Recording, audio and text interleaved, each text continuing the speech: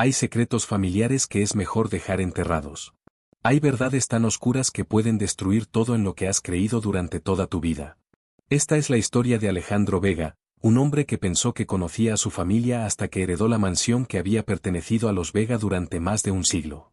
Lo que descubrió en esa casa cambió para siempre su percepción del bien y del mal, y lo obligó a tomar la decisión más difícil de su existencia.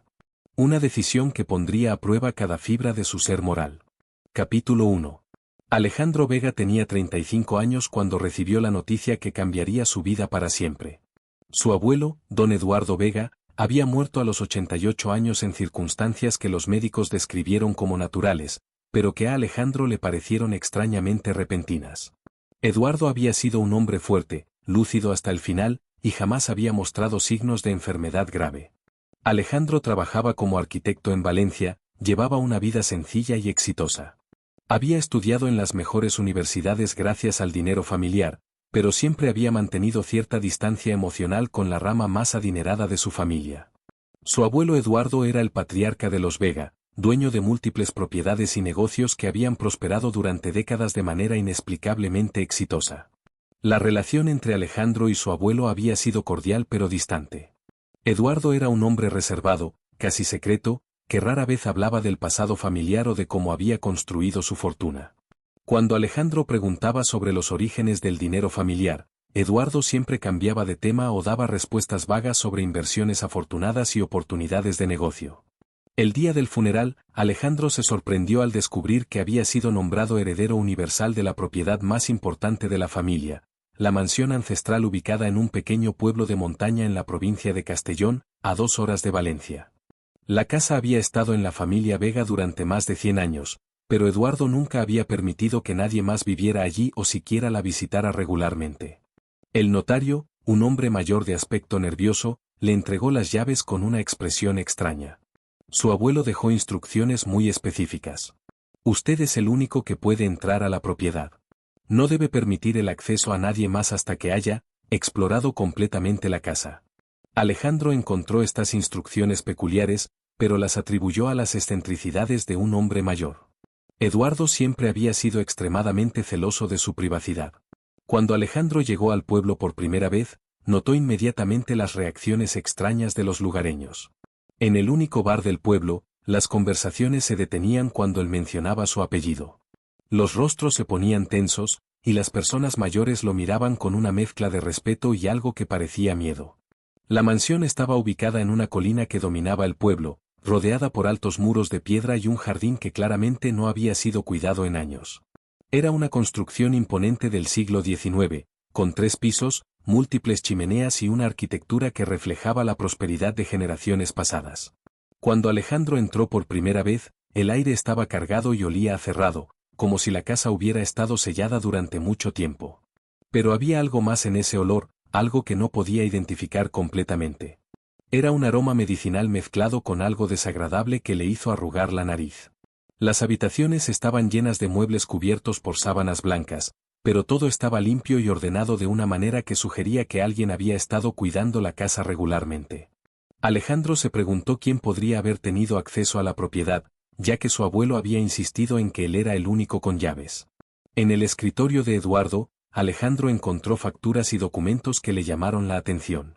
Había gastos mensuales enormes en comida, mucha más cantidad de la que una persona podría consumir. También había facturas de suministros médicos, vendajes, medicamentos, jeringas, incluso un generador eléctrico industrial que consumía cantidades extraordinarias de electricidad. Alejandro pasó la primera noche en la mansión tratando de entender estos gastos inexplicables. Su abuelo había vivido solo, pero las facturas sugerían que mantenía a varias personas. ¿Dónde estaban? ¿Quiénes eran? Durante los siguientes días, mientras Alejandro exploraba la mansión más detalladamente, comenzó a notar sonidos extraños. Por las noches, cuando todo debería estar en silencio, escuchaba ruidos que parecían venir de algún lugar debajo de la casa. No eran los crujidos normales de una construcción antigua. Eran sonidos más inquietantes, pasos, voces apagadas, incluso lo que sonaba como llanto. La primera vez que escuchó estos sonidos, Alejandro pensó que su imaginación le estaba jugando una mala pasada. El estrés de la herencia, la muerte de su abuelo, la atmósfera extraña de la casa, todo podría estar afectando su percepción. Pero los sonidos continuaron, noche tras noche, siempre provenientes del mismo lugar, en algún punto debajo del piso de la planta baja. Alejandro comenzó a examinar la casa con ojos de arquitecto. Midió habitaciones, revisó planos antiguos que encontró en el escritorio de Eduardo, y gradualmente se dio cuenta de que algo no cuadraba. Las dimensiones exteriores de la casa no coincidían con las dimensiones interiores. Había espacio no contabilizado, especialmente en la planta baja. Además, encontró puertas que estaban permanentemente cerradas con llave, y las llaves que había heredado no las abrían. Una de estas puertas estaba ubicada al final de un pasillo que llevaba hacia lo que debería ser una despensa, pero cuando Alejandro trató de abrirla, descubrió que tenía múltiples cerraduras, algunas de ellas claramente modernas y de alta seguridad. En el ático, Alejandro encontró cajas llenas de documentos familiares que databan de décadas atrás. Mientras revisaba estos papeles, descubrió patrones perturbadores. Su bisabuelo, su abuelo Eduardo, incluso su propio padre antes de morir joven, todos habían tenido gastos mensuales similares, grandes cantidades de comida, suministros médicos, y pagos a personas cuyos nombres no aparecían en ningún otro documento. También encontró fotografías antiguas de la construcción de la mansión. En una de estas fotografías, tomada durante los años 40, pudo ver que se había construido una extensión subterránea considerable. Según los planos, esta extensión incluía múltiples habitaciones conectadas por pasillos, pero en los planos actuales de la casa, esta sección había sido deliberadamente omitida. Alejandro comenzó a sentir una creciente sensación de dread. Los sonidos nocturnos, los documentos extraños, las habitaciones selladas, todo apuntaba hacia algo que su mente racional se resistía a aceptar. Una noche, mientras revisaba más documentos en el escritorio de Eduardo, encontró una carta dirigida a él, sellada y marcada para ser abierta solo después de la muerte de su abuelo. Alejandro, si estás leyendo esta carta, significa que he muerto y que ahora eres responsable de mantener el secreto que nuestra familia ha guardado durante 3 generaciones. En el cajón inferior izquierdo del escritorio encontrarás las llaves que necesitas. Lo que descubras va a cambiar tu percepción de todo, pero recuerda que nuestra familia ha sobrevivido y prosperado gracias a las decisiones difíciles que hemos tomado. Ahora esa responsabilidad es tuya. Las manos de Alejandro temblaron mientras abría el cajón indicado. Dentro encontró un juego de llaves antiguas y una libreta pequeña con anotaciones en la letra de su abuelo. Las anotaciones eran crípticas, pero incluían horarios, nombres que no reconocía, y referencias a tratamientos médicos. ¿Qué opinas sobre lo que Alejandro ha descubierto hasta ahora? ¿Crees que debería continuar investigando o abandonar la mansión? Déjanos tu opinión en los comentarios. Con las llaves que había encontrado, Alejandro se dirigió hacia la puerta sellada al final del pasillo. Sus manos temblaban mientras probaba cada llave hasta encontrar las que abrían las múltiples cerraduras. Cuando finalmente logró abrir la puerta, descubrió que no llevaba a una despensa, sino a una escalera que descendía hacia la oscuridad. El olor medicinal que había notado desde el primer día se hizo mucho más intenso. Había también otros olores, desinfectante, algo que olía a hospital, y debajo de todo eso, un aroma humano que le hizo sentir náuseas. Alejandro encendió la linterna de su teléfono y comenzó a descender. La escalera era de piedra, claramente parte de la construcción original, pero había sido modificada con barandales metálicos y iluminación eléctrica. Cuando llegó al fondo, encontró un pasillo largo con varias puertas a ambos lados. La primera puerta que abrió le reveló una habitación que parecía una celda, paredes de piedra, una cama pequeña, un lavabo, y barras en una pequeña ventana que daba a un patio interno subterráneo. Pero la habitación estaba vacía. La segunda y tercera habitaciones eran similares, también vacías. Alejandro comenzó a pensar que tal vez estas habitaciones habían sido utilizadas en el pasado, pero ya no tenían ocupantes. Tal vez su abuelo había mantenido este lugar por razones históricas, o tal vez había sido utilizado para almacenamiento. Pero cuando llegó a la cuarta habitación y abrió la puerta, se encontró cara a cara con una mujer de aproximadamente 40 años que lo miró con una expresión de terror absoluto. Por favor, no me haga daño. No he hecho nada malo. Por favor. Alejandro se quedó paralizado. No podía procesar lo que estaba viendo. Había una persona real, viva, encerrada en el sótano de su casa familiar. ¿Quién es usted? ¿Qué está haciendo aquí?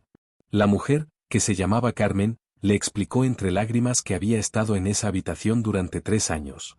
Había sido secuestrada mientras regresaba a casa del trabajo en Valencia.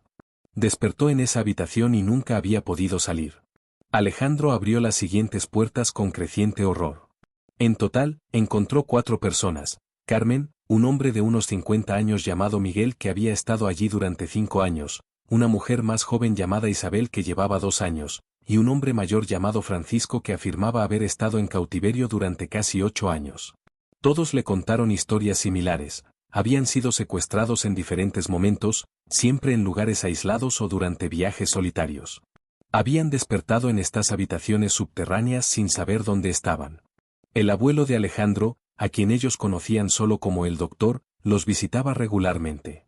Eduardo les había dicho que estaban participando en un experimento médico revolucionario, que eran voluntarios que habían aceptado participar a cambio de compensación económica para sus familias. Pero ninguno de ellos recordaba haber dado su consentimiento, y ninguno había visto jamás a sus familias. El doctor les realizaba exámenes médicos regulares, les extraía sangre, les administraba medicamentos experimentales.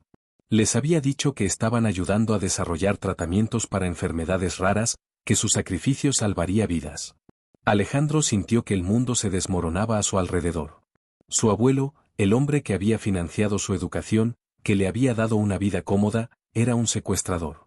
Peor aún, aparentemente había estado experimentando con seres humanos durante décadas. Las personas en el sótano le suplicaron que las ayudara. Le explicaron que habían perdido toda esperanza de salir con vida, pero que ahora que Eduardo había muerto, tal vez Alejandro podría liberarlas. Alejandro les prometió que haría algo, que encontraría una manera de ayudarlas, pero necesitaba tiempo para procesar lo que había descubierto y decidir cómo proceder.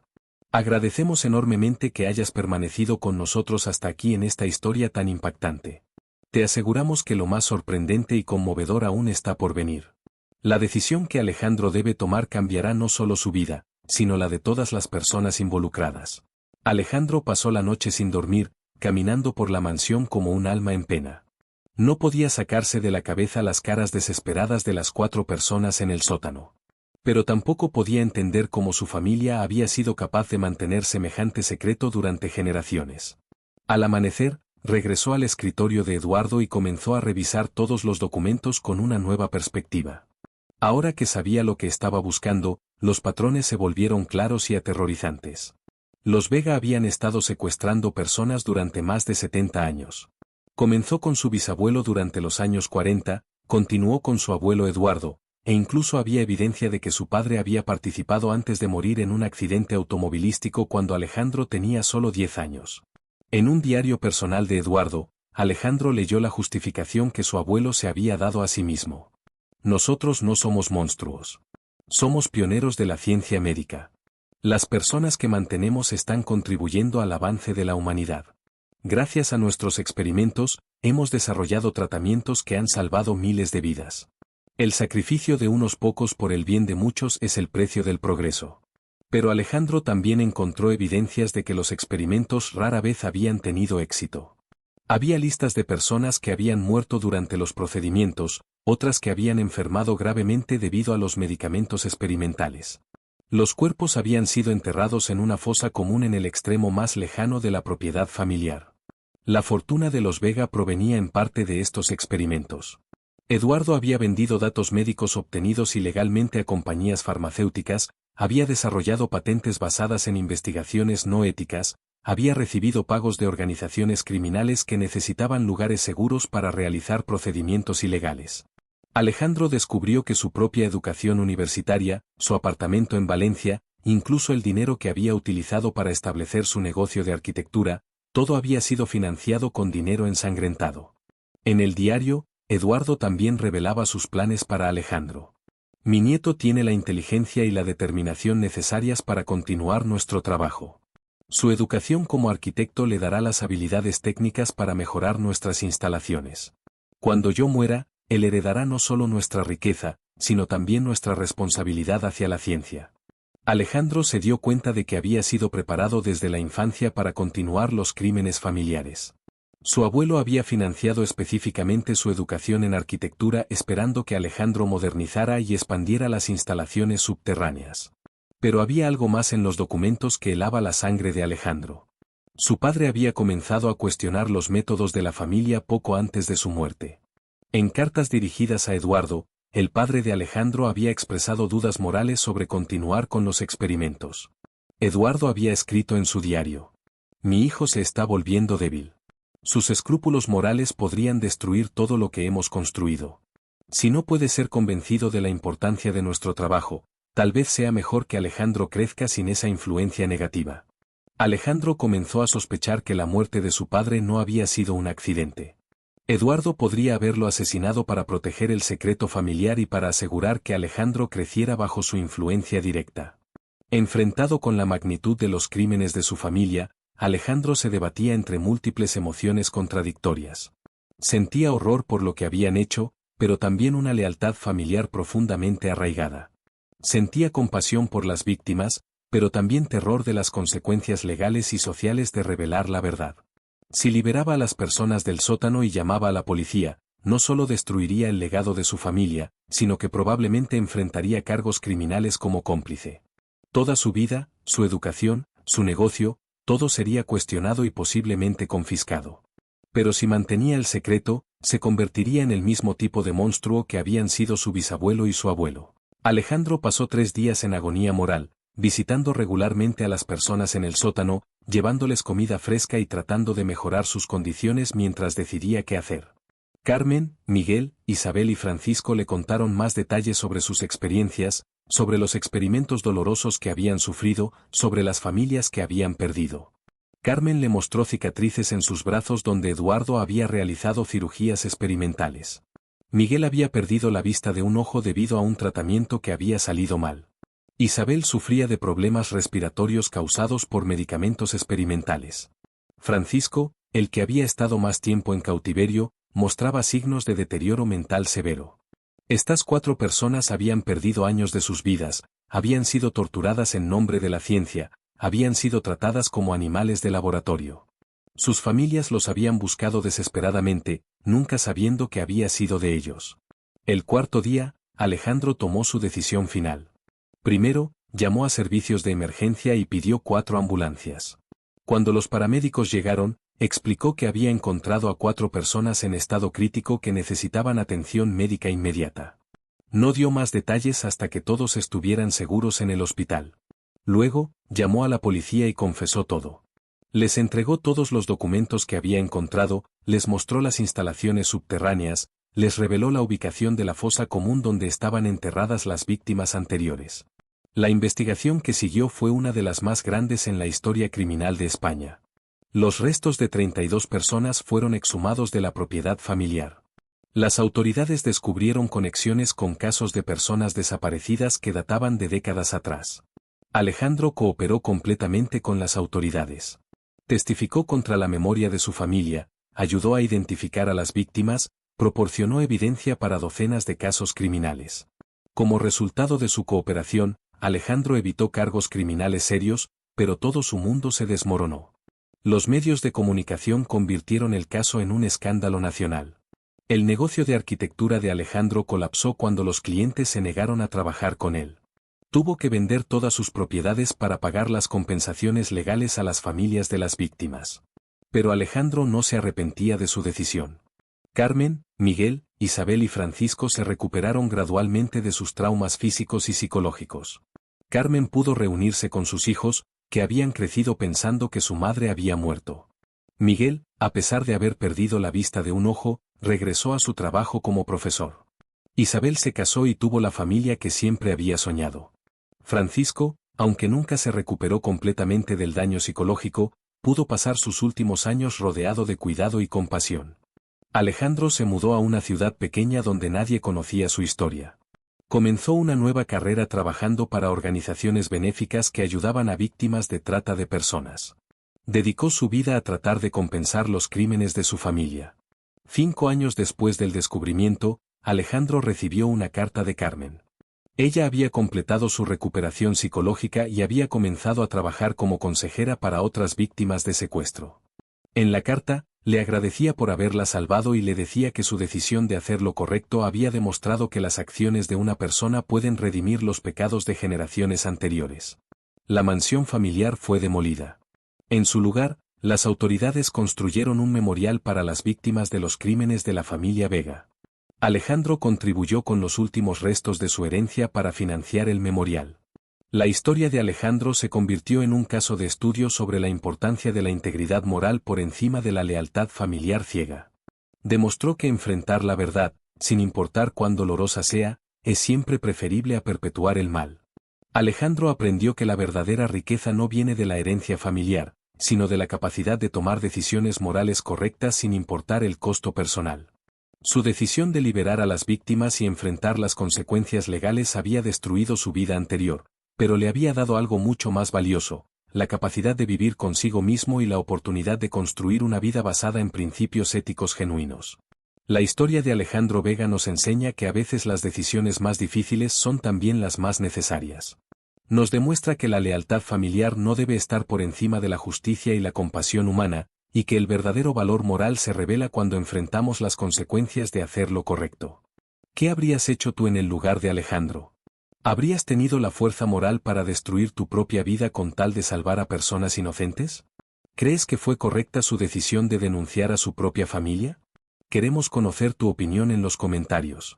Si esta historia te ha impactado y te ha hecho reflexionar sobre la importancia de la integridad moral, no olvides suscribirte a nuestro canal para más relatos que desafían nuestras convicciones más profundas. Y no te pierdas nuestro próximo vídeo recomendado sobre secretos familiares que cambiaron vidas para siempre.